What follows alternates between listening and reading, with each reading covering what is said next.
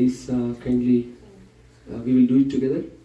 Om Ajnanatirmirandasya Jnananjanashalakaya Chakshurunmilitam Yena Tasmai Shri Gurave Namah. Shri Chaitanya Manobhishtam Sthapitam Yena Bhutale Swayam Rupa Kada Mahyam Dadati Sapadantikam Vandeham Shri Guru Shri Yutapadakamalam Shri Gurum Shri Vaishnavanscha Shri Rupam Sagrajatam Sahagana Raghunatanvitam Tam Sajeevam Sadvaitam Sadhutam Parijana Sahitam Krishna Chaitanya Devam Shri Radha Krishna Padan Sahaganalita Shri Vishakambhitamscha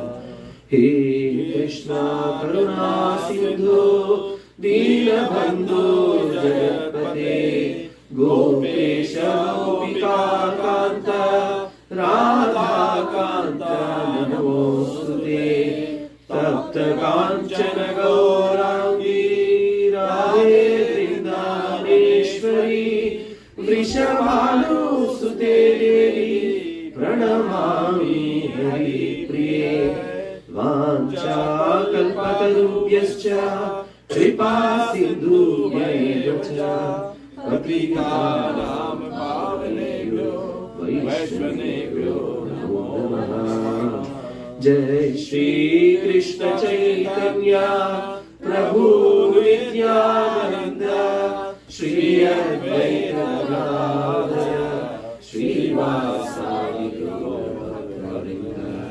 Hare Krishna Krishna Krishna Hare Hare Hare Rama Rama Rama Hare Hare. Mukam karoti vachalam pangum langayate girim yat kripatamaham vande Shri Gurun Dinataridam. Hare Krishna.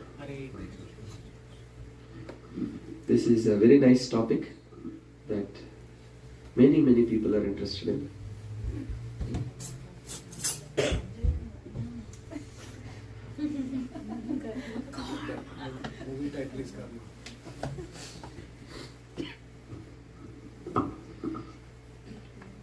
So before I begin though, I actually wanted to ask everyone. We have the second mic somewhere over here. Please say some of the questions you have about karma. We are collecting the questions and we hope at least some of them would be addressed. Any questions that you have about karma? Okay, Venuji will start.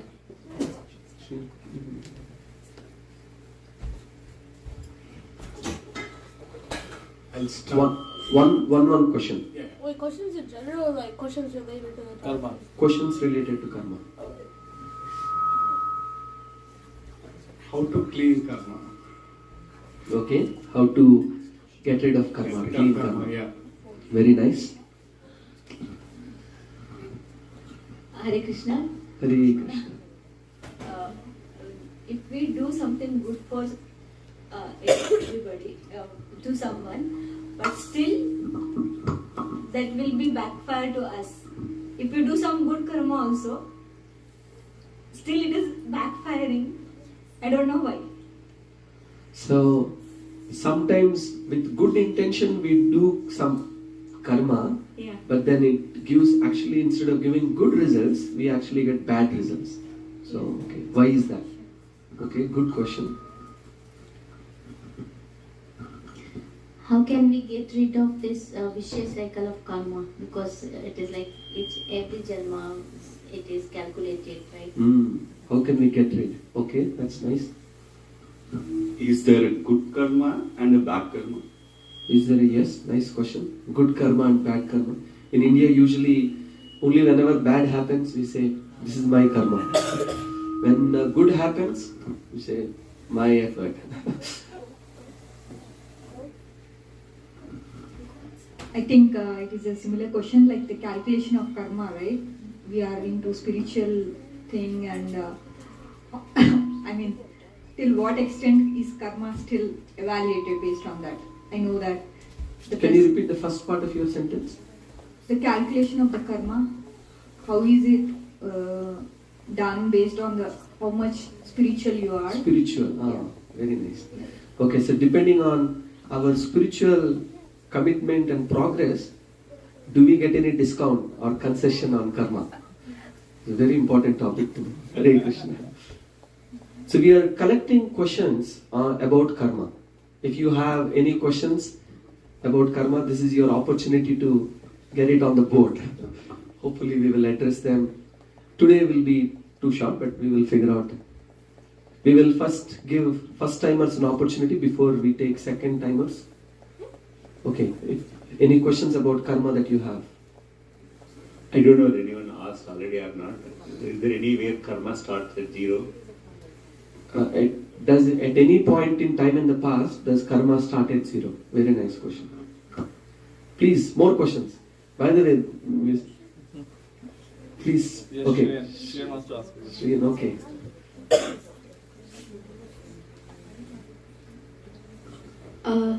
So for karma, when the reaction happens for karma, like I don't know why I did it, so I might continue just keep doing the thing without knowing that I got what I got for doing that. So He asked me this question earlier. So basically your question is, will I be able to pinpoint the exact reason why I am being punished right now? What I did in the past? Okay, that's a good question. We're not answering now, by the way. So we'll see. does karma determine that you go to hell or heaven? Very nice question. Let's give him a round of applause. Does karma determine whether we go to hell or heaven? Does bad intention or bad thoughts also go into the same account as bad karma? Very nice. Bad intention or bad thought, do they count towards bad karma? Very interesting question. Okay, more questions. Faster, please. No questions about karma. Any more first timers? No, okay, we will take. Okay, Mohit Prabhu, first time. That's okay. Archana Mataji, you can go ahead. Yeah, you can do it. So I think the reverse of what I think Archana Mataji was asking that, or I don't know, maybe Mataji, one of them were asking that why does the bad thing happen if you do some good karma? So the reverse of that, like why does good things happen even to the people who do bad karma? This we are very much interested. Okay, Tejas Prabhu, first timers priority. The question is, I think, after we leave the body, we either go to heavenly planets if we don't go to if there's no mukti, or we go to hellish planets, and those planets the karmas don't count. I think we burn our karmas there. They are considered bhogyas, right? So when we come back to earth, why don't we start zero? Why don't we start again with the same burden or similar burden? So his question is, when we go to hell, we burn negative karma. When we go to heaven, I mean, this question in one sense is answering some of the questions that were asked earlier. We burn punya or good karma. So why don't, when we come back here to earth, earthly planets, actually not just earth, why don't we start on zero? Okay, more questions. We'll take 3 more and then we will pause, I think. Okay. One more question. How should we decide that I am doing good karma only? That is good for me, but sometimes it is not good for the way I see that is good, but that is in others' way that is not good. How can I decide that I am doing good only or I am doing bad? No one will say that I am doing this bad. Everyone will say that I am good only and I am doing good only. Very nice question. Actually, we will have just one session because this is a very important session. Social service versus God service precisely falls under this bucket. Does Bhagavad Gita give us a conclusive, precise answer with respect to what service is counted as good service, what service is counted as gray area, and what service is counted as devotional service. We will discuss that also. Good question. Final question, and then we will move on. Is ignorance also treated as bad karma? Or Okay. For many of us who were interested in multi-part triology, so karma, this session is going to be multi-part series. So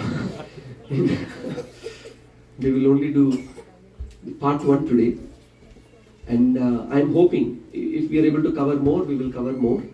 But I think some of the questions that you are asking, not everything is listed here, but hopefully we will be able to cover more than what's here. But here is the list of questions that we have. Can someone, Sahasra or Akshara, can we get a mic to them?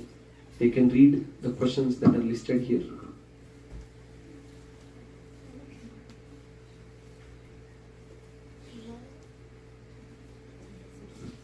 What is karma? Why karma? What are 3 types of karma actions? Punya karma versus akarma. What's the witness to karma? Why do bad things happen to good people? Do good and bad karma cancel each other? Instant karma versus delayed karma?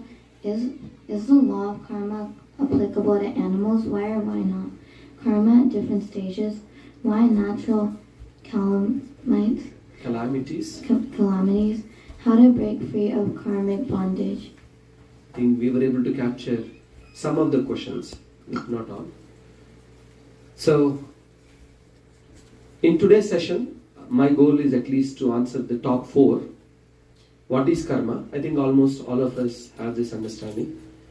But more importantly, we are usually more interested in how karma works. But quite often, we don't actually think about why karma exists in the first place. What is the point? Why should karma exist in the first place? And then we will also try to cover 3 types of karma. And then I think someone was earlier asking within the different types of karma, this is a very important distinction between punya karma and akarma. We will see what that akarma means. Since Raghav was mentioning earlier about heaven and hell, we will begin with a simple joke. Once there was a person who left his body and he was taken to the court of Yamaraj. And Yamaraj looked at his karma charts. He said, you did some good and you did some bad. Do you want to go to heaven first and enjoy, or go to hell first and suffer? This person thought, interesting. Can I get a sneak peek of what heaven and hell is, and then I can decide. So they said, all right. So they took him to one place and they said, this is heaven. So as he entered, he saw a board, heaven board. It was all right. People were a little bored, but they were having fun. There is a music system which is not working all the time. People are drinking cool water, seeming to be, they seem to be relaxing. So I thought, okay, nice. Can I also get a sneak peek of the hell? So they took him to hell. And there he saw hell with all lights, with beautiful background music, apsaras dancing, and Hawaii-like environment. Everybody was garlanded. They were dancing joyfully. And this person thought, Hare, all along I was told the opposite. Maybe our ancestors got the memo wrong. So after all, maybe hell is where all the enjoyment is, and heaven is probably not such a wonderful place. So he told Chitragupta, the person who came with him, that I choose hell first. I will go to hell first and then I will go to heaven. So then he said, once you make a choice, you can't undo. He said, all right. So he entered hell. And as soon as he entered hell, they closed the door. And immediately they said, take this guy and throw him in the boiling oil. The person said, wait, what is this? What is this all wonderful Bollywood music and all the apsaras dancing in the Hawaii atmosphere? What happened to that? So the person in charge, he said, that is our marketing department.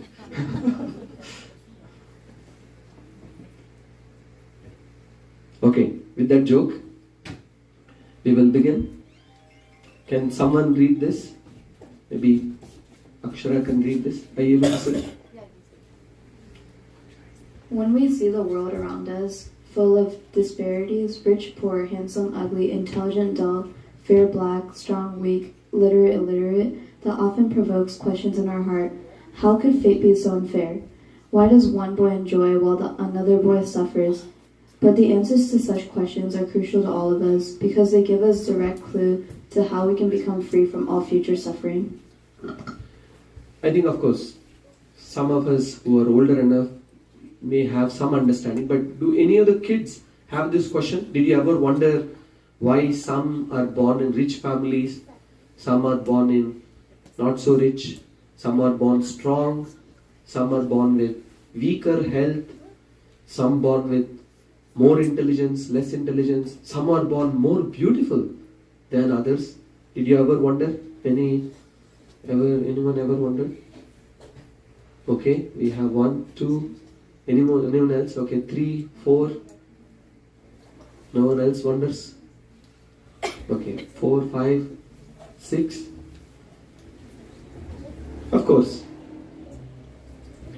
This is one of the reasons why many Christians and many people, in general atheistic people, say God doesn't exist. They say, how can this person be born rich and this person be born poor? Very unfair. God doesn't exist. Of course, if they dig deeper, they'll understand why. We will begin with a short story on what is karma. This is a story from one of the Puranas. I don't know which Purana. Once there was a Brahmana. He is on a pilgrimage, and as he is visiting various places, he went to a village. Back then there were no Airbnbs, no hotels, no motels. So he reached one house in a village, and he asked the owner of the house, can I stay here for tonight? The owner said, yes, you can use our veranda, the outdoor place. And they gave him some arrangements, and he slept. And the house owner and his wife, they stayed inside. At the dead of the night, in the middle of the night, the wife came out, and she told the Brahmana, hey Brahmana, I am fed up with my husband.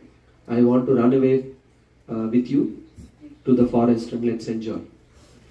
The Brahmana said, no, it's wrong.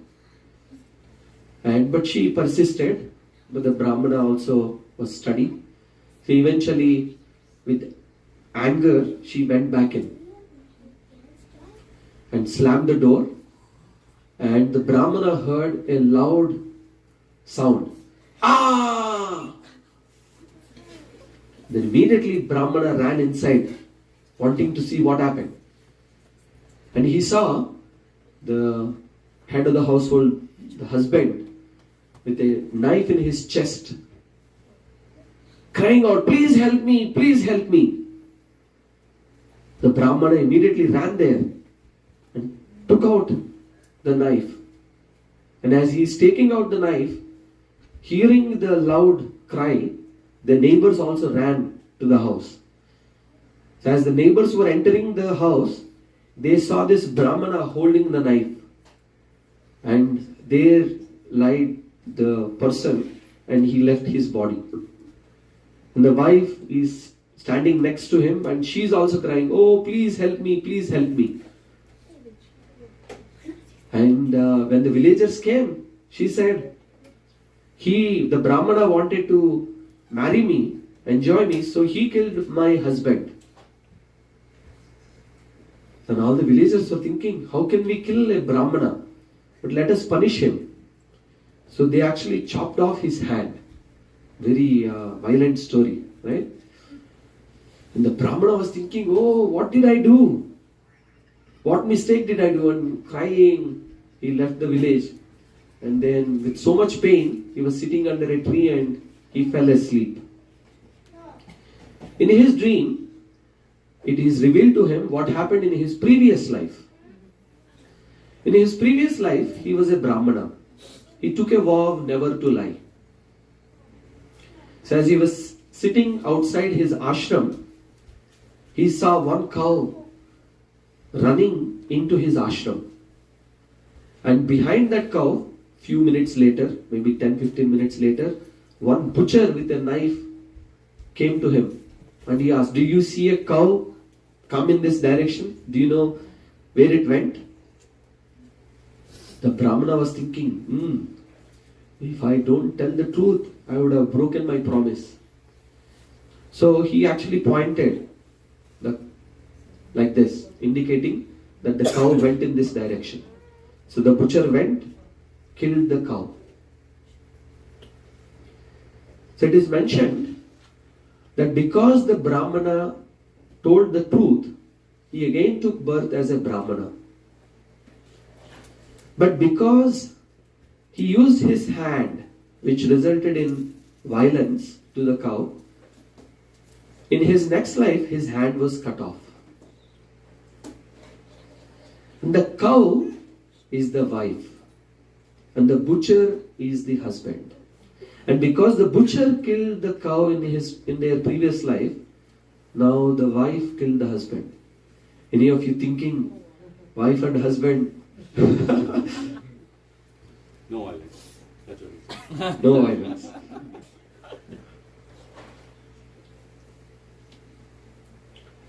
This story, of course, is instructive that karma is very precise. Karma is very cruel in one sense. When I heard this story first time, I was thinking, what? Such violence? Even Hollywood movies don't have such violence, I was thinking. But that's the unfortunate reality of karma.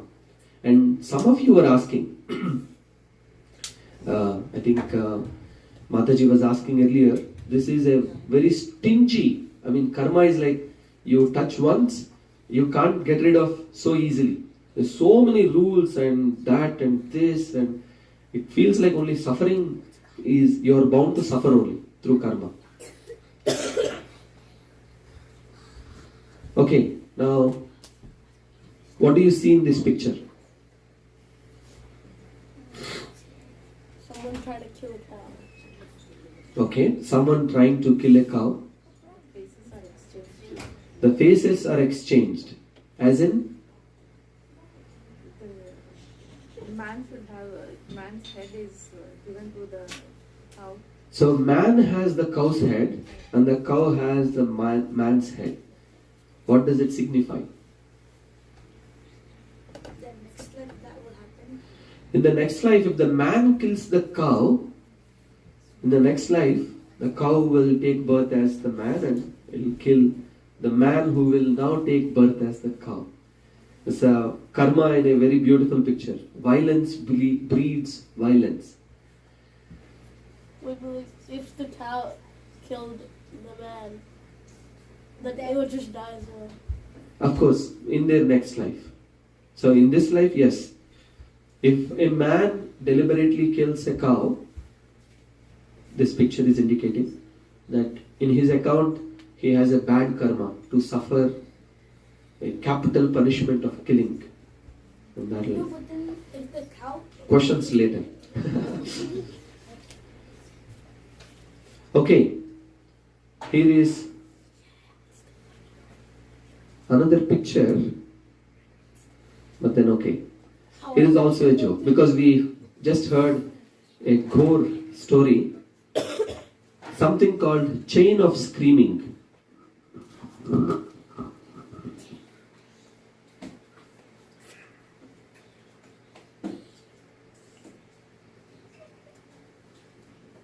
Screaming. boss. The chain of screaming starts at the top. Arthur's boss's boss screams at Arthur's boss. Arthur's boss screams at Arthur. Arthur screams at you. You go home and scream at Lily. Lily screams at one of the kids in her kindergarten class. Then that kid screams at her dad, Arthur's boss's boss. And the whole thing starts all over again, thus completing the circle of screaming. I thought it was a chain of screaming. It's a circle.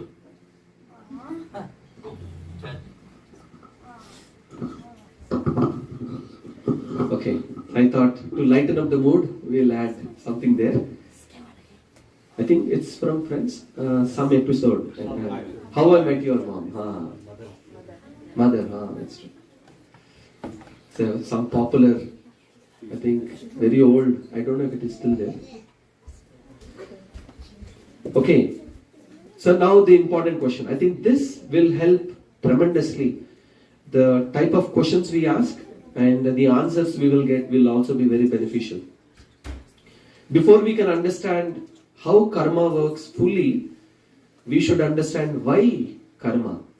Why did God create karma in the first place? So to answer that, let us take a minute. So when government is planning a new city, please shout out what are some of the things that the city plans. Money. It's building a new city. Roads, okay? We'll give her a round of applause. Buildings, we will give also him. Resources. One at a time. Businesses, very nice. Schools. Very nice, good student. Schools. Water system. Chocolate factory. Resources. Food. Dining and other facilities. Resources. Chocolate. The amount of people, how many people can be very nice? Keep going. Overall resources. Overall resources, okay. Police and security, very nice.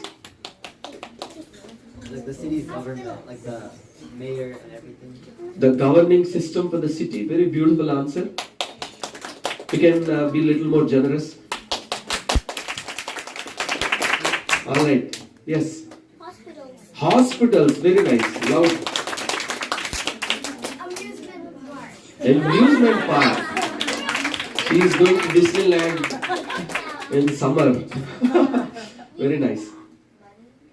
Money, city already would have it, but okay. Yes. Go. Me? Yeah. Water park. Water park, okay. Amusement park covers everything. No, it doesn't. City park, okay. Library, schools and libraries. Very good. He is very studious. Offices where people can work, very nice. Fire stations, very nice. Yeah, sewage system, that's also a good answer. She's first raising hand and then thinking. What? Trash, okay. Sanitation, very nice. Anything else? Electricity, lighting. Electricity, lighting, very good. Houses, very good. Okay, I hope we covered everything. Let's see. No, I remember my. We don't have to be exhausted, that's okay. We are not planning to build a new city now. Playground. Oh. I think most of what you mentioned are covered. Playgrounds, malls for shopping, and hospitals, theaters for entertainment, amusement parks, buildings, bridges and roads. And some of you mentioned police. Very interesting. Justice system. City also has to plan a prison house. Why do we need prisons? Why not just build amusement parks all along? Okay.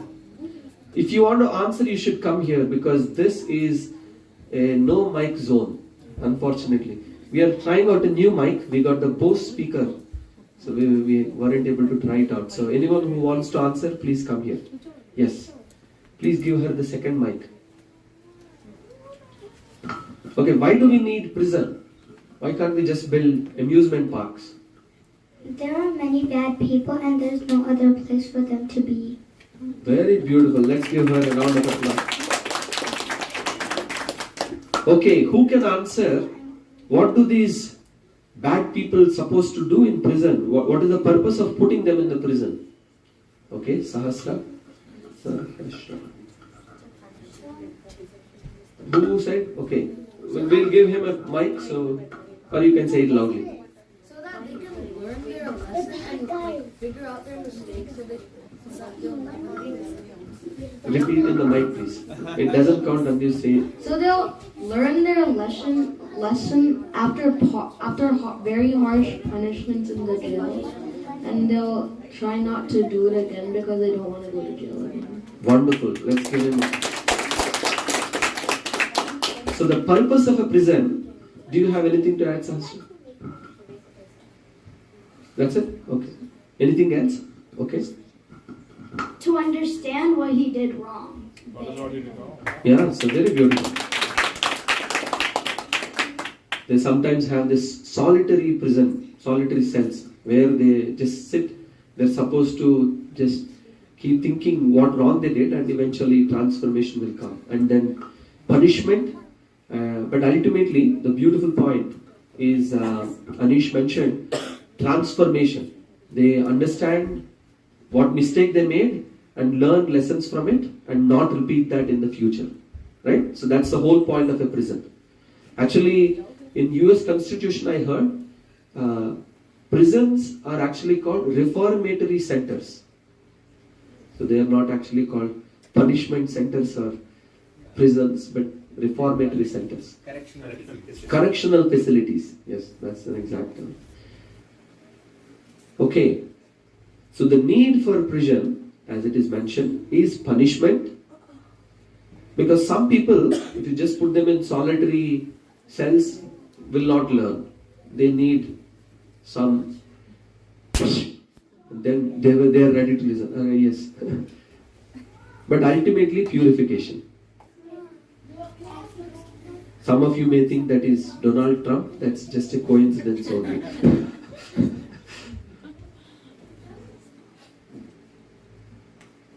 So, now a similar question may be asked, why did the Lord create the material world? Extending this analogy of the prison, it is mentioned that there are millions of material universes. It is mentioned 3/4 of the total creation is spiritual world, 1/4 is material world. Within the material world, there are many universes.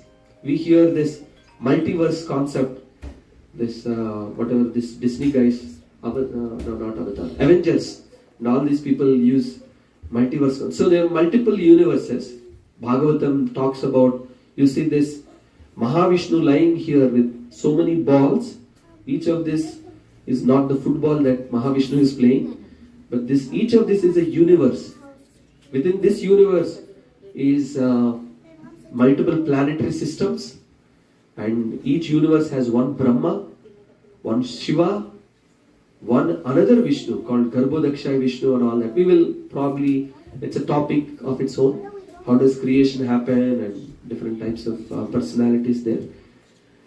And it is mentioned in Bhagavad Gita in various places, Dukkhalayam Ashashvatam. The description that Krishna gives for this material world is a Dukkhalayam.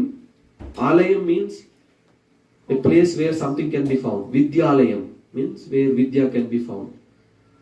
Devalayam is where worship of God happens. Hospital, what are the hospitals called? Chikitsalayam or Vaidyalayam. So Alayam means a place where something is found. Dukkhalayam means a place where miseries are profoundly found. So we have plenty of those. Unfortunately, that's a description Krishna gives of this world that we live in. And he also says Ashashvatam. It's impermanent. It's not permanent place. Whereas spiritual worlds are called Vaikunta. Do you know what Kunta means? Kunta? Kunta means misery. Vaikunta. Vai, no miseries. No anxiety actually, to be precise. But a place where there is no misery and anxiety, of course, the answer is right there. But so similarly, the purpose this world is created for is this. Krishna, out of love, he gives every living entity choice. If Krishna puts a gun on our head and says, "Hey beta, do you love me or not?" Then we're like, "Oh God, if I say no, he'll kill me. I better say I love you." Then there is no choice really, no love. Love means actually choice. I mean, out of choice we choose to love God, then the love actually has a meaning, right? And using that free will, using that choice, we love God. Proper use of our free will, we love God. We will be in the spiritual world.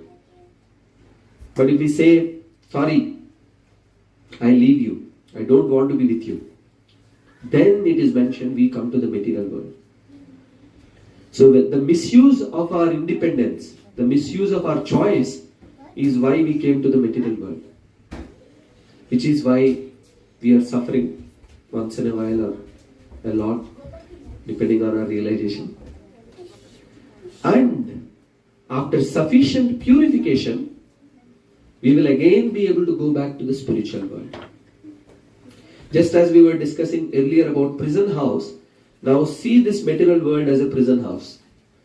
In the material world, we are beaten left and right, sometimes for no reason. Sometimes we are born as trees, that is solitary prison.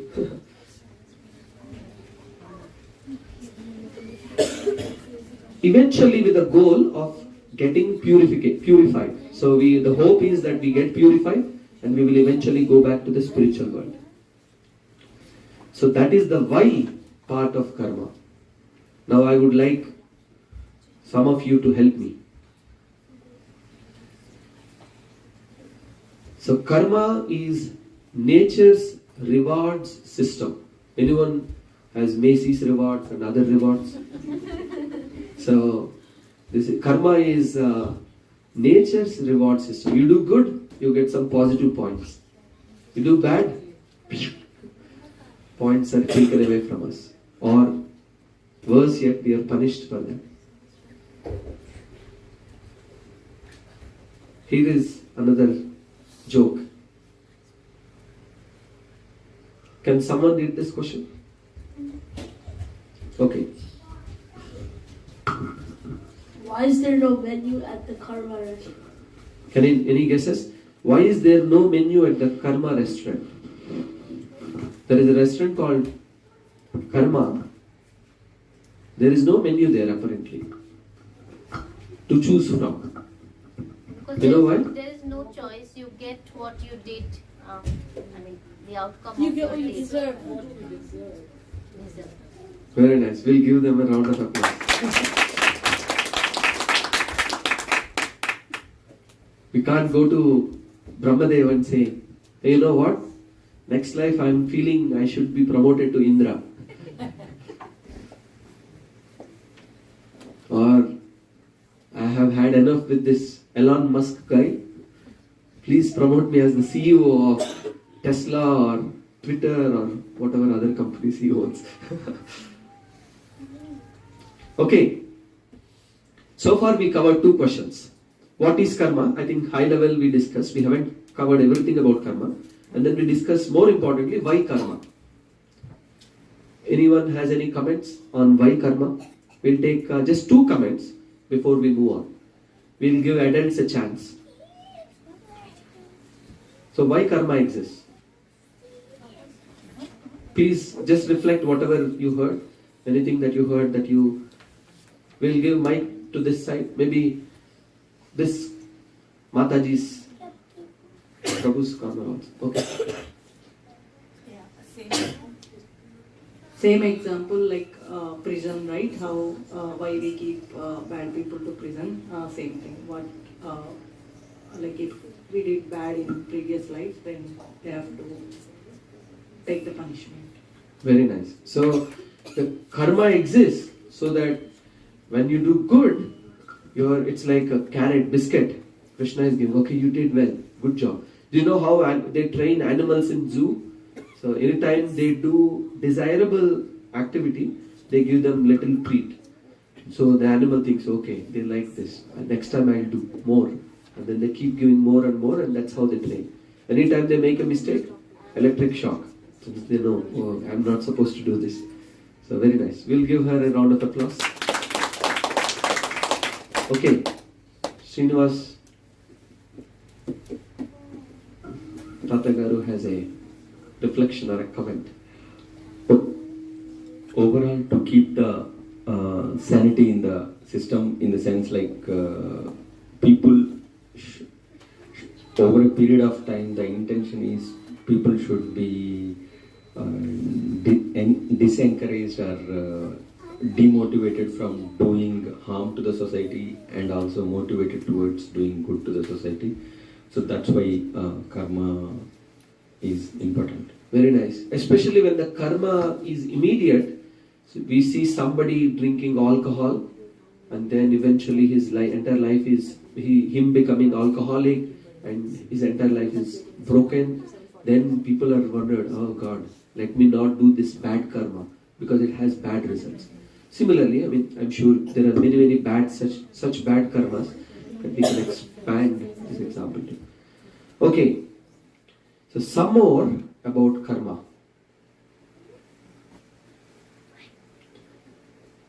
Okay, let's get the mic to kids, please.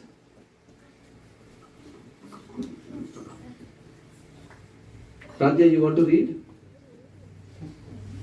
No? That was a joke. She is very small, too young to read. One of the kids can read? Yes, you can read. Someone take. Go. According to his identification. So this is the soul, the living entity, according to his, whatever he identifies with, whatever his desires, okay? With material or spiritual nature, he receives a material or spiritual body. It's not a secret, you can. Wow. In material nature, he may take a body from any of the 8.4 million or 84 lakh. 84 lakh species of life, but in spiritual nature, he only has one body. In material nature, he is manifested sometimes as a man, demigod, animal, beast, bird, etc. Also, according to his karma, this process is called karma. So this is another definition of karma, where it is mentioned that the living entity has a choice whether to be in the spiritual world or in the material world. Spiritual world, we only have one, and it's permanent, doesn't change, because that position is so blissful, we don't want to change. Of course, even here also we don't want to change. That's a different story.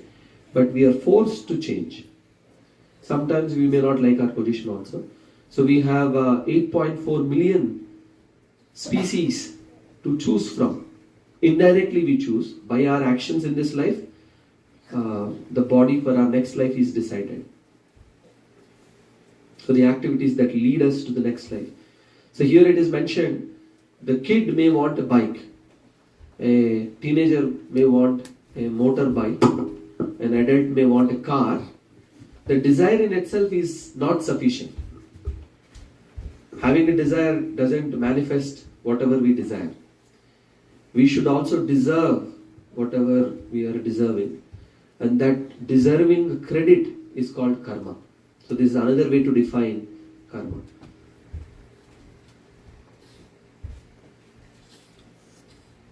So the soul accepts various bodies. It is a short animation. Based on good karma or bad karma, the soul accepts.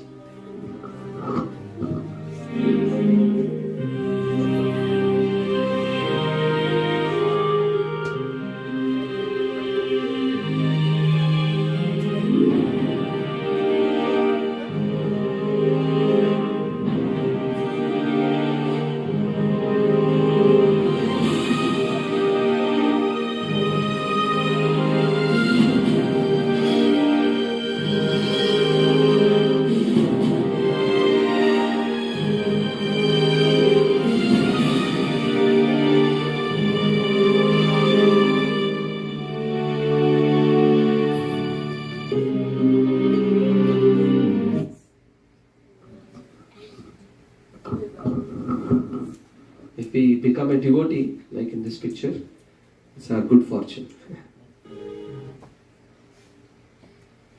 Okay, so we spoke about what is karma. I think we have a good idea. As we cover more questions, we will get a better understanding. Earlier, Chakriji was asking, are there good karma and bad karma? There are actually 3 types of karmas. It's called, this is how I remember, karma and vikarma. That's what we are discussing here. Karma means good and vikarma means bad. So punya and papa, good karma, bad karma. So we will talk about what those two are. Can someone read this, please?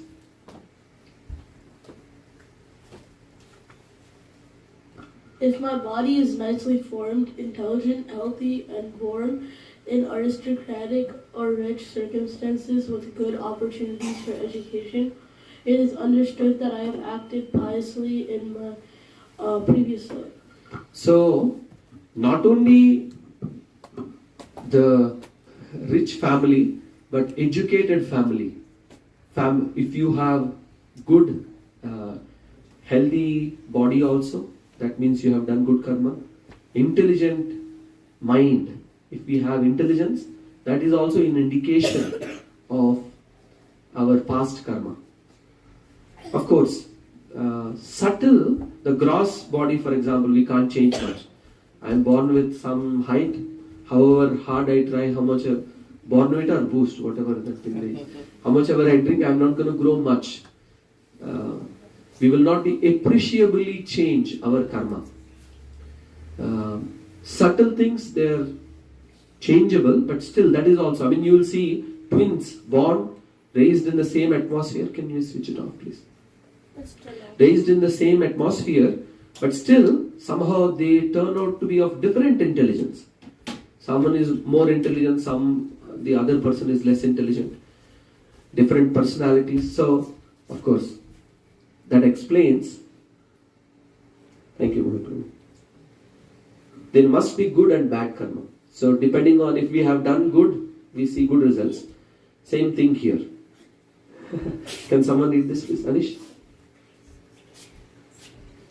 If I have a body that is ugly, deformed, diseased, unintelligent, or born in poverty and ignorance, without facility for improvement, I must have acted sinfully in the past. So if we have ugly body that is not formed properly, and we get diseases a lot, we are not so intelligent, we are born in poverty, ignorance, somehow information, education wasn't readily available to us as we were growing up. We should understand that we must have acted sinfully in the past.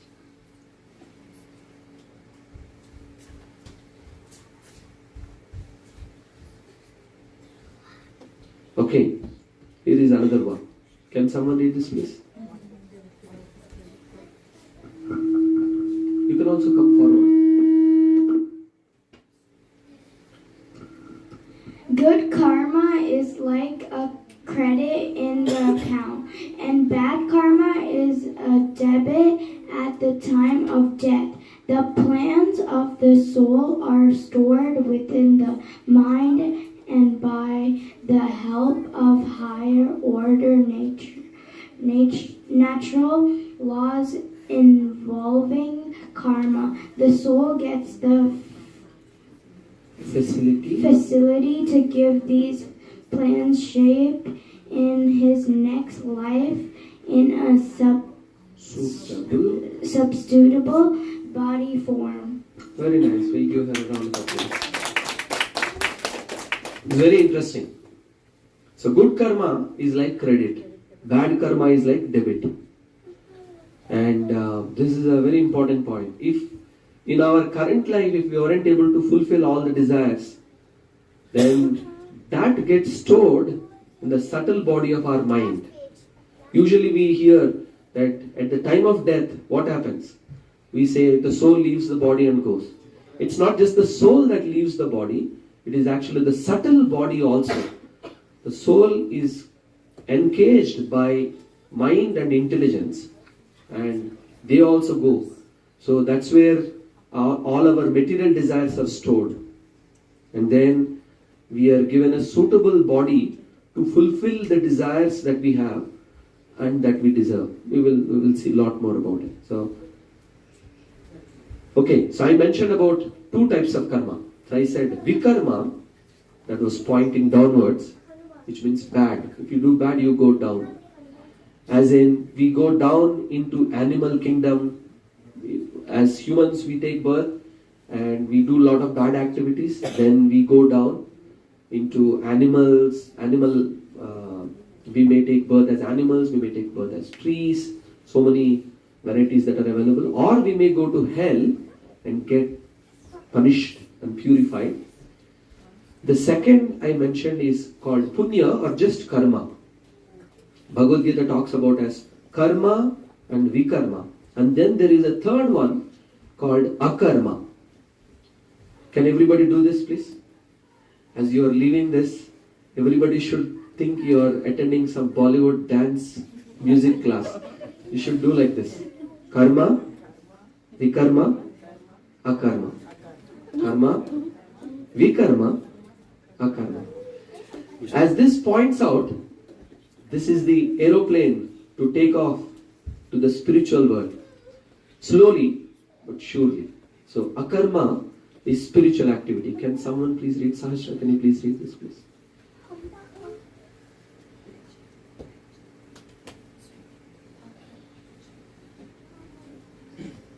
Akarma, spiritual activity. Akarma.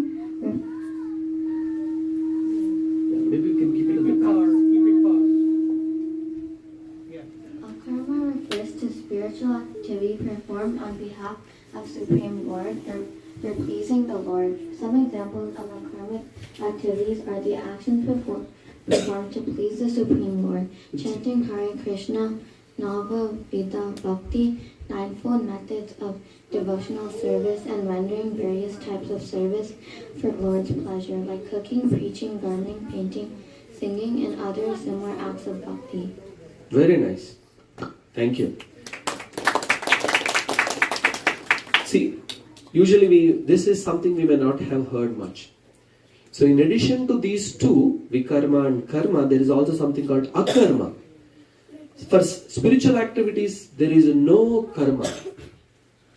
If you are doing any spiritual activity, like few examples are given here. For example, chanting, cooking for Krishna, cooking for God, painting, gardening, with an intention that whatever flowers that I'm going to grow here, I'm going to offer it to God. Singing, and I'm learning a song, but I want to offer, why am I learning? Not so that I can go to America Got Talent and sing on the stage and get an accolade. That's not the goal. But if my goal, if our mood is, I want to offer this as with love to God, then that singing is no longer karma. It is akarma. If you notice, just by changing our intention, we can actually transcend from karma to akarma. Of course, you will notice, usually, vikarma, even if you change intention, it doesn't become akarma. It's not that you go and say, alright, this animal that I'm killing it for Krishna. Sorry. If you're doing it out of love for Krishna, first of all, you will follow what he wants. When you say, I love you, we will do what Krishna wants. So if he says, no, I want only this patram pushpam phalam toyam, so that's all we would like to offer him. So any spiritual activity is akarma. So we will hear a lot more. Okay, one more page to read. Maybe Akshara, if you can kindly read. Mike is here.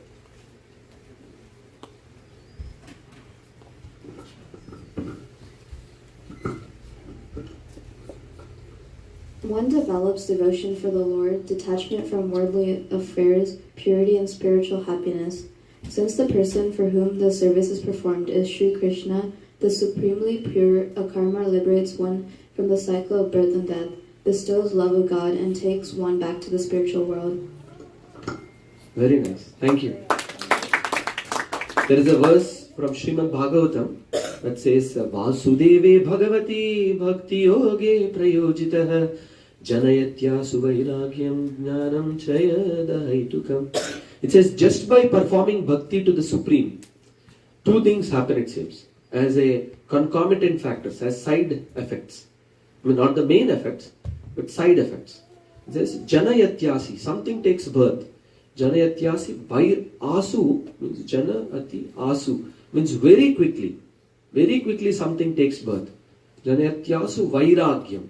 First thing that takes birth is Vairagyam, or renunciation, or detachment. Whatever seems very pleasurable, attractive, and ungiveupable, I don't know if that's a term, something that's very difficult to give up. Ungivable? No. Give up. So, something that's very difficult to give up becomes very easy to give up as we practice bhakti to the Supreme. Again, we will have another session on what is classified as bhakti to the Supreme. So when we do devotion to the Supreme, two things automatically develop very quickly. So the first one is Janatyasu Vairagyam Jnanam Chayad Ahaitukam. So the second thing that we develop is Jnanam, knowledge. It is automatically revealed within our mind. No separate endeavor is needed. No need to learn Sanskrit and join Veda classes to study all the Vedic literature. So, because Krishna is there in the heart as Paramatma. Sarvasya chaham hridi sannivisto matta smritir jnanam apohanam cha vedaischa sarvairahameva vedyo vedanta kridveda videva chaham. He says, I am situated in the heart as Paramatma in every living entity. And he will reveal the knowledge as needed. Okay?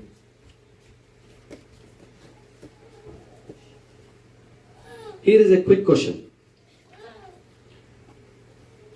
How is good karma different from akarma? I'll just read the options. You please loudly say yes or no. Can be a multiple choice question. How is good karma or punya different from akarma? That's the last topic for our discussion. I will be done in another maybe 7-8 minutes. Please hold on. Good karma is material and akarma is spiritual. Yes. Please loudly say yes if you agree, no if you don't agree. Yes. Yes? Some are doubtful. I'll read again. Good karma is material, akarma is spiritual. Only one correct or multiple are correct? Multiple could be correct.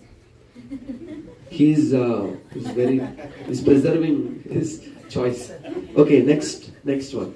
Good karma fruits get exhausted in future, meaning they get used up in future. But akarma fruits are eternal and imperishable. Yes. Yes, only one person said with confidence. Yes. No. Okay. I don't think akarma has fruits. Akarma has no fruits. Then what is this tree? I heard mango tree or banana tree. This is akarma tree. Not only like fruits, like I don't know, it had like The fruits as in the results. So the fruits, meaning the results of good karma, get exhausted. I thought akarma. We will talk a little more about that. Okay, we'll just do third option. Good karma and akarma both are good and either of them can be performed. No. Yes or no? No. No. Yes? No? Maybe. Okay, good. We will leave it at that. Looks like 50-50. We will see why that may be or may not be the case. Fourth one, for reaping good karma fruits, we have to reincarnate. But akarma will take us back to Godhead. Yes. So to enjoy punya that we did, apparently we again have to take janma, mrityu, jara, vyadi. Interesting. If you remember, these are the four main problems of material existence. So you did something good. It says, According to material nature, you have to again enter the womb of a mother, hung upside down for 9 months. And then again, suffer old age and diseases, COVID and all other viruses and allergies, fevers, headaches, California heat. And then you will also get a lottery, $1 million lottery. Because you did some good punya in the past, here is your result. Punya also. So we have to reincarnate, but akarma will take us to Godhead. Okay, I think it will be clarified here more. So whoever has the mic, please quickly read. People on this side. Lataji, if you can kindly read. If I can see from here. Oh, no, I was asking Madhavi Lataji. She's thinking Lata means somebody else, not me. Sorry. Punya karma and spiritual activity karma are not the same. Punya karma is material activity pertaining to the material body. By performing this, one can get promoted from earth to heaven. But by punya karma, one cannot go beyond it. Just like in the case of a prisoner who may be transferred from a C-class jail cell to a A-class jail cell with more facilities, but who is not allowed to leave the jail. So, if we do punya, like this material world is compared to what in our earlier example? Jail. To a jail. So we're in the jail, in the material world only. You did some good, then say, alright, this prisoner is behaving nicely. Let's promote him from C-class jail to A-class jail, where they'll feed him 3 times food. Maybe AC is also there. But it is still jail only. Still in the material world only. After some time, after punya is perished, they'll again throw us back to the C-class jail. Here are a few examples. If someone distributes free water, we see this in India, especially in summer. In the next life, he'll get a home next to a river. Or they'll get 24-hour water supply. So the way this nature reward system works is you do little good. Like our children, right? For example, they do some circle they draw nicely. We say, very good, wonderful job. Then the kid is thinking, I'm a Picasso now. So like that. So nature is also like that. Nature, because we rarely do any good, as soon as we do some good, nature rewards us with so much. So you give 1 glass of water, next life, no shortage of water for you. Similarly, if we distributed few notebooks to people in need, in our next life we may become the printing press owner, bookshop owner. No shortage of books for you.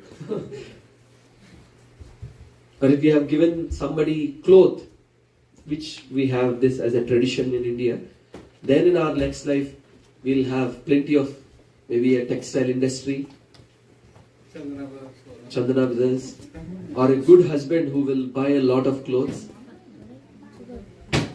or Amazon Prime membership, or whatever. India, what is the popular website now to order? Flipkart. Mintra. Mintra is the one. You may have free access to Mintra to order. So this is all punya. We see on the left hand side, Vaikuntha, akarma. So if we have performed akarma, we will get promoted eventually to Vaikuntha. If we have done vikarma, the downward activities, we will be thrown to hell. If we do punya, we will be promoted to Swarga, where we can enjoy. But both of these are temporary. We go to, it's like you have a lot of money, you go to Las Vegas. Say, life is cool, life is cool, life is cool. As long as you have money, they will keep feeding you drinks and whatever you want, they serve you. But as soon as you are done, Credit card declined, they'll throw you out. So Swargaloka is like that. It is mentioned as soon as you enter Swargaloka, they put you a garland. And as your punya is vanquishing or reducing, the garland the petals start falling off. And as soon as you have a garland that's withered completely, you're done. They pack you and throw you down. Only string is left. Only string is left. Like that. And then again, you may do good or you may do bad. And if you do bad, same thing. As you sow, so shall you reap. So if someone aborts a child or kills a cow, they will get killed in the next life. Which is why we see one of the 4 principles of dharma. Dharma, it is mentioned, stands on 4 legs. One of them is non-violence. So if we have our lifestyle breeds violence, we will of course have karma in this lifetime itself. It is mentioned people who eat meat, they are 40% more prone to heart attacks. Not only that, we will get more karma in our next life also. So better we avoid sinful vikarmic lifestyle and at least get to karmic lifestyle and akarmic lifestyle. On the other hand, akarma or devotional service to the Lord, being fully spiritual, has nothing to do with the material world. Bhakti is not meant for material promotion. It is meant to transfer us to the spiritual world, beyond the cycle of birth and death. So akarma is beyond both karma and vikarma. So we were discussing earlier, karma, punya also gets finished after some time, after we enjoy. But akarma on the other hand, never gets used up. Only deposits go. So it's highly beneficial. So many examples are given. Like for example, one activity, let's say you're a soldier, in the war you fight and you're given Paramavir Chakra award. But same thing, you come home, you had a fight with a neighbor, take a gun and shoot him, they're not going to give you Param Chakra. They will put us in jail and punish for it. So depending on the intention and on behalf on whom you are doing that activity, we will get different rewards. So when we do the same activity as, of course, this example is given in the case of Arjuna. In the Bhagavad Gita, Arjuna said, I don't want to fight. But Arjuna, Krishna said, no, you have to fight to preserve and uphold Dharma. So that's why when Arjuna did fighting for Krishna's pleasure, he did not get any reaction. What he was doing is called akarma. But on the other hand, Duryodhana, who was also fighting, he's also in the same war, but he was following the dictations of his mind. So what he was doing is vikarma. So he had to suffer. Okay, I have come to the end of what I wanted to cover today. We'll take quickly just a quick recap. Okay, so we discussed what is karma. We have somewhat better understanding, I hope. We discussed why karma. I hope that's also beneficial. Why do we have to go through this complex? And what are the 3 types of karma? Can everyone do these gestures? Karma, vikarma, akarma. And then we also discussed about punya karma versus akarma. And for part 2 and 3,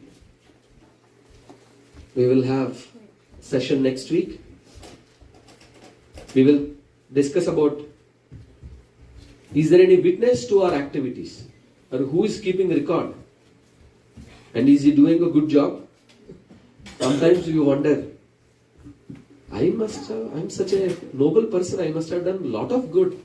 Why is not more good coming to me? Is Chitragupta messing up and noting all my good in somebody else's good? and vice versa? Why do bad things happen to good people? This question, very important question. If we can understand this, we'll become very, very peaceful. Another question, good karma and bad karma cancel each other?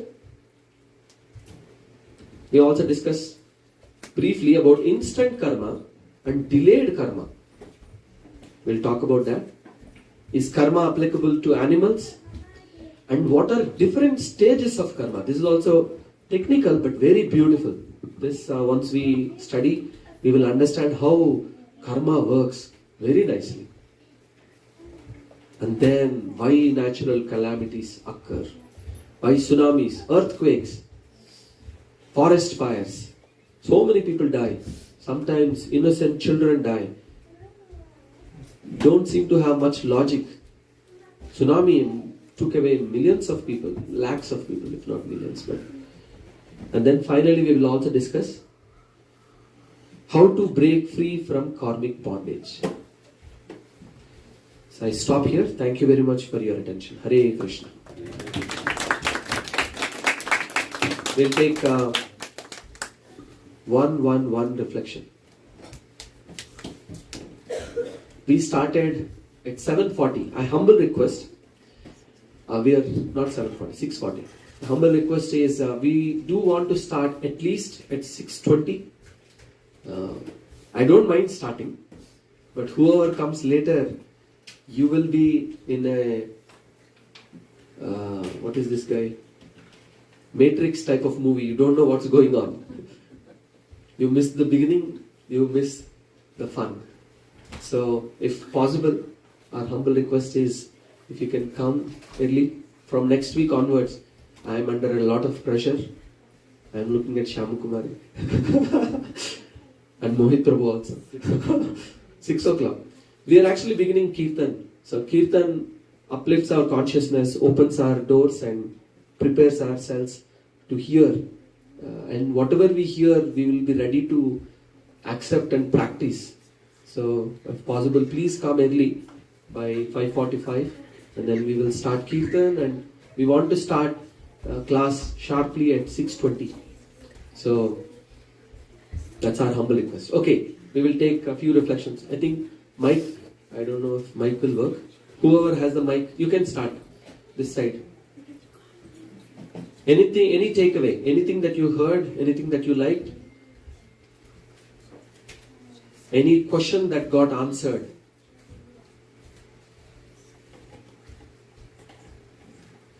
Nothing? All clear. Please say. Okay. So she had a question actually.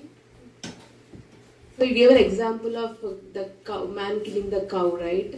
So unintentionally we kill, unintentionally we kill small insects, bugs, kind of things.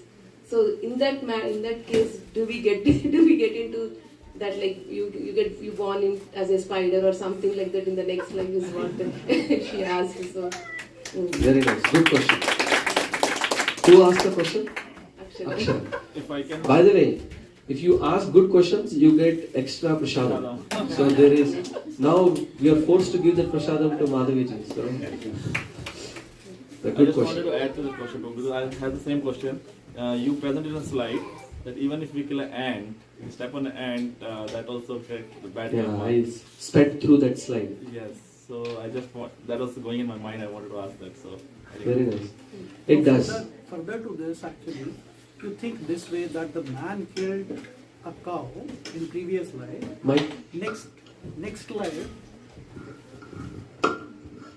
So you think this way that a man killed a cow in previous life. In this life, that cow kills the man. Again, it is never ending actually. In next life, again that man will kill the cow, and it will continue always. It's life and death cycle of life and death. And when you say karma and punya, so we'll take one comment in it.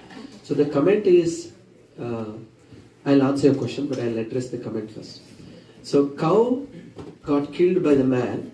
So the man has committed papa. Now, he will get killed. The details sometimes can vary, will vary. As soon as he gets killed, his papa is over. So he is no longer bound, and if it happens, of course, the picture may not be accurate all the time. It may not be the cow only killing the man. It can also be a triangle or a hexagon. This kills somebody else, that harms somebody else, that guy harms somebody else.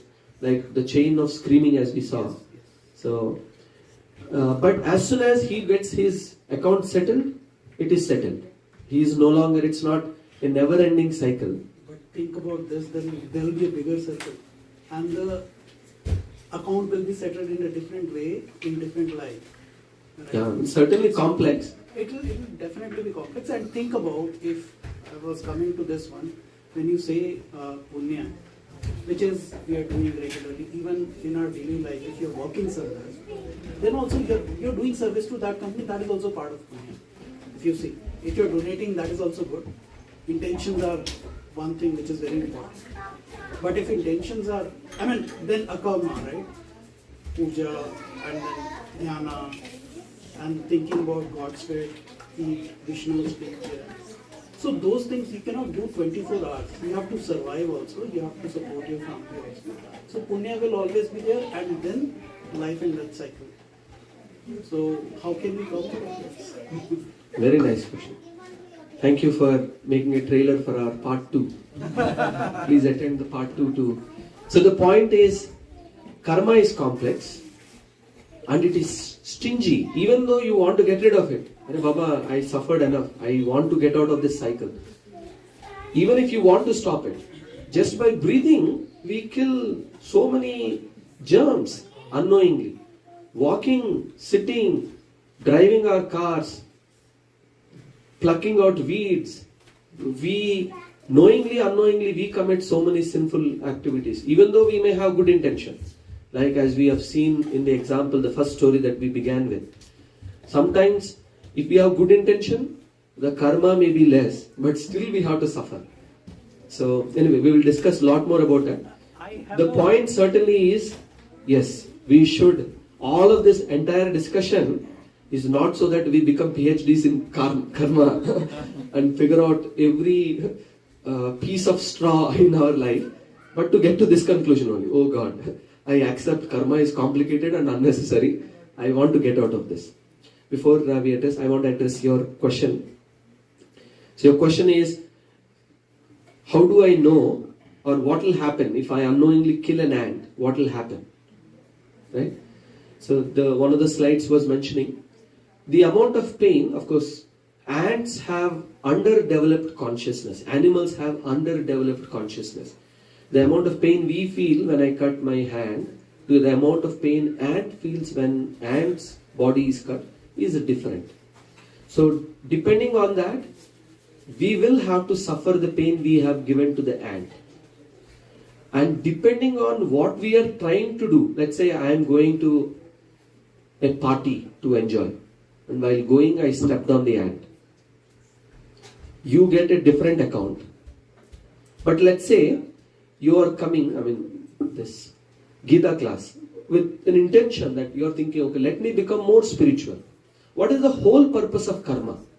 The whole purpose of karma is not that Krishna is sitting with headmaster glasses saying, you did this, so you have to suffer. No, that's not the point.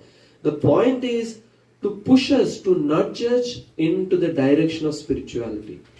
And as soon as, let's say you're coming to learn about God, to learn about spirituality, then as part of that exploration, of course, you have to drive car, you have to walk here, you have to eat food. You will unknowingly kill some insects also. We will kill. So what Krishna does is, because our intention and the direction we are going in is correct, He will give us maximum discount. So, but still, because the fact that we live in the material world, we have to suffer a little bit. So, yeah, it's I think someone was asking, I think Venuji was asking, why don't I go back up, Swarga, enjoy, karma zero, why don't I start fresh? Unfortunately, we will cover that. What are karma at different stages? We have something called karma in unmanifested stage, kutam, bijam, like that, some many stages. There is a bank account of karma that we do not even know. We have many material desires that we do not even know that we have them at this point. So when the right moment comes, all those desires will spring in us. I want to do this, I want to do that. Anyway, so it's very complicated. So my point is, yes, we have to suffer, but ultimately, as long as we come to this conclusion, Are Baba, how do I get rid of my karmic cycle? We are on the right path. I just want to add another thing. So when you say about akarma, definitely, if you just want to let everyone know. By the way, one more comment. You mentioned about we have to do karma also while living in this world. As a software engineers and all that. We will address that probably in our next session. As soon as our intention of living is for God. Why do I live? So that I can purify my existence. Whether I'm a software engineer, a farmer, a housewife, a politician, a warrior like Arjuna, we are no longer doing karma or vikarma. Of course, it's a very high platform to get there. But before we can get there, we have to begin somewhere. We should first have focused akarma, which is we wake up in the morning, we chant, we read Bhagavad Gita, that is clear-cut akarma. And then we strengthen ourselves, and eventually we will chant 1 round, increases, maybe 2 rounds, 3 rounds, 10 rounds. We chant more, we go to temple more frequently, we read more Bhagavad Gita, we do more services. So slowly our consciousness will be so much purified to such an extent where whatever we do, we are doing it actually as an offering of love to God. Only at that point, every activity of ours becomes akarma. Until that point, you're right. Our intention is sometimes to do akarma, but many a times, if we can do punya, that in itself is great. If we can avoid vikarma. And apart from that, I just want everyone to let all of you know that akarma always go with your soul. So if you reach to a level spiritually, then definitely in next life you will start from there. Definitely that knowledge will always be there. And that's why karma is important. Very beautiful. Thank you. Let's give him a round of applause. Yeah, Krishna says, whatever you lack, I carry. So wherever we have finished 2nd chapter, 16th verse, we will start from all the realizations. We will have that realizations to that point, and we will continue from there. Okay, we'll take one more reflection, and then I'll take offline. Okay, Chakriji has a comment. Hare Krishna Prabhu, you were talking about soul leaving the body with something layered with undesired or uncompleted desires, right? So how does that transpire in the next Janma along with the karma? So does it mean that, okay, I have an undesired wish and probably my karma account is very low, right? Does it mean that I go into the next Janma with something still unfulfilled, or how would it transpire? That's a question. So if we have unfulfilled desire but don't have enough credits, what will happen? If it is written in our karma that we should be frustrated with the desire, you want to be a millionaire but you can't be, then one example is, let's say we are attached to gold. You're always constantly thinking, let's say I'm a woman and I'm constantly thinking about gold, attached to gold. But I haven't done enough punya to own a gold business in my next life. God is so merciful, He may make me a peon or a security guard in a jewelry shop in my next life. I'll see gold. I'll see everybody leaving with gold. To some extent our desire is fulfilled, but only to the extent that we deserve, not more than that. Or we would have to wait until we have enough punya. We will talk about that delayed karma. Only then our desire will be fulfilled. Until we have enough punya, we cannot fulfill that desire. So that desire will take a back seat. Thank you. Any other comments, questions? One question. Questions? Again, as you can see, all we are doing is marketing for our part 2 only. Krishna says that karma kar par phal ki ichha mat kar. Means how much this is true? Okay, in office case when we are working, we need appreciation, but we are doing karma there. But means if I cook something, I expect from somebody to tell that it's good. Like that. But how? At Very what good. extent this is true? Very true, very nice. Actually, we didn't elaborate much due to lack of time. What is akarma really? Akarma, we mentioned the intention is to please God. But not only that, it's very, very subtle and very specific. If we even have a subtle desire that I will give $1 million and they will put my picture on the wall. I'm doing it for God only, but we have some subtle desire. I should be appreciated. I'm giving $1 million, no? We should. Or in our level, I'm putting so much effort and energy to cook. It would be nice if they can mention my name. I wish 1-2 people come and say, very tasty curry.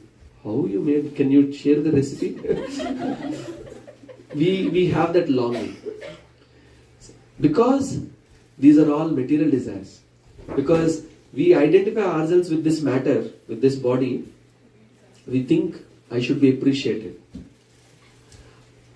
Of course, we will not be able to get to that platform where we say, I will do everything selflessly. Whether somebody says, good job, no good job, that doesn't matter. I'll just do because it's the right thing to do. And this is my service to God. And you will see many people in the background.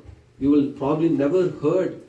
You will see, if you go to Dham, you will see so many sadhus just doing so much service in the background. Nobody goes to them with a camera and TV9. They just, lifetime after lifetime, they just do services like this. So to get to that platform, so your first question is, should we get there? The answer is yes. The answer is of course yes. Krishna says, don't have any attachment to fruits. He means fruits as in results. Let's say I work hard. One fruit is I want the money. I'm the one who is doing the coding. So money should be deposited in my bank account.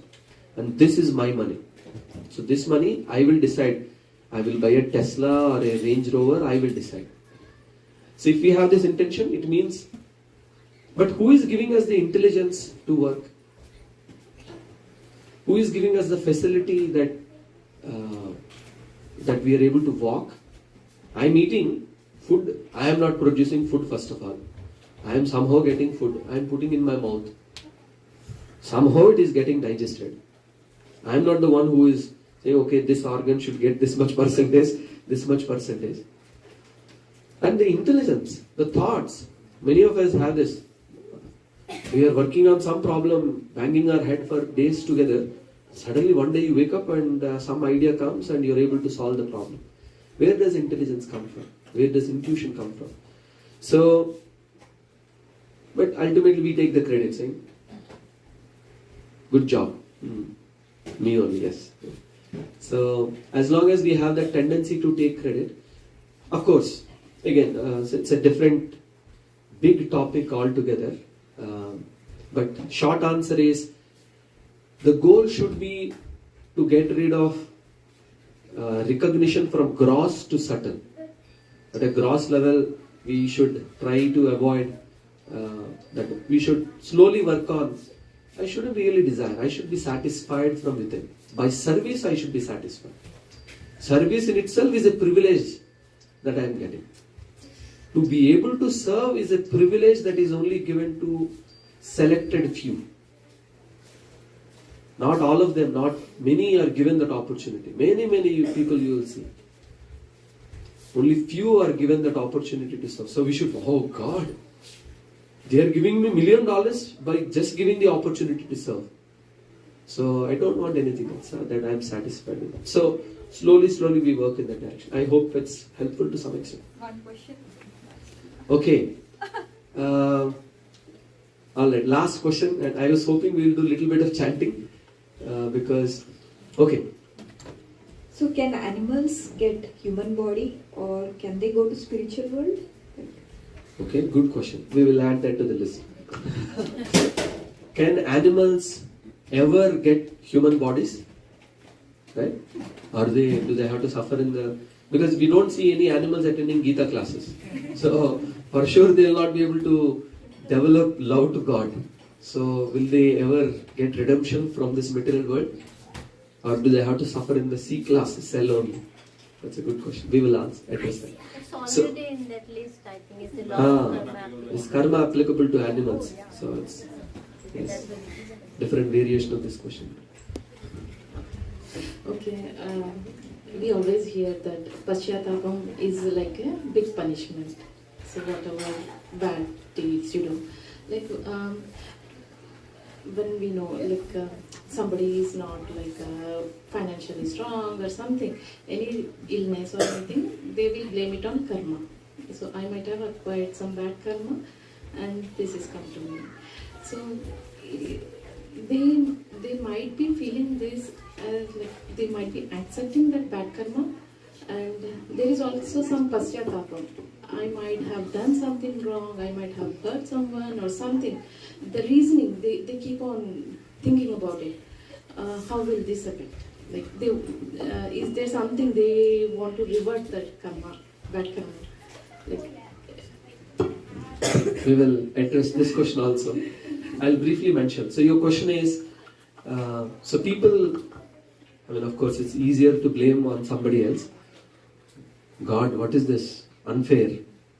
I lived my life all along so nicely.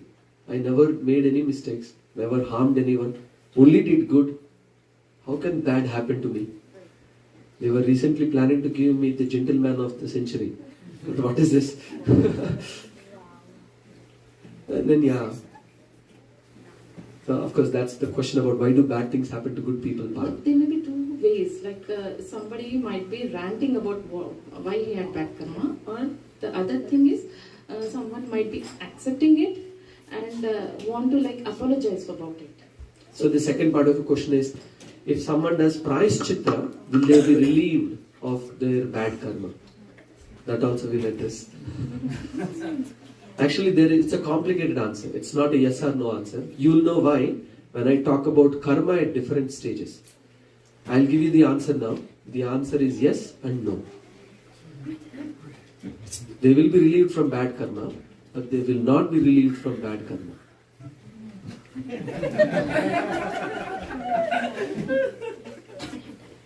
So they will be relieved from some bad karma, but they will not be relieved from something called the inclination or the proclivity to do more bad karma in the future.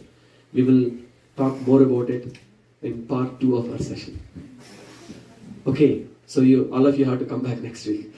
So we will, as we were discussing, akarma, the most beneficial, powerful activity that we can do as part of akarma is chanting in this day and age, in Kali Yuga. There's so many verses. I collected some, but due to lack of time, we will not do. We will directly jump into the practicality of chanting. So we will chant just one round for 10 minutes. But before that, I request all of you to stand up. We will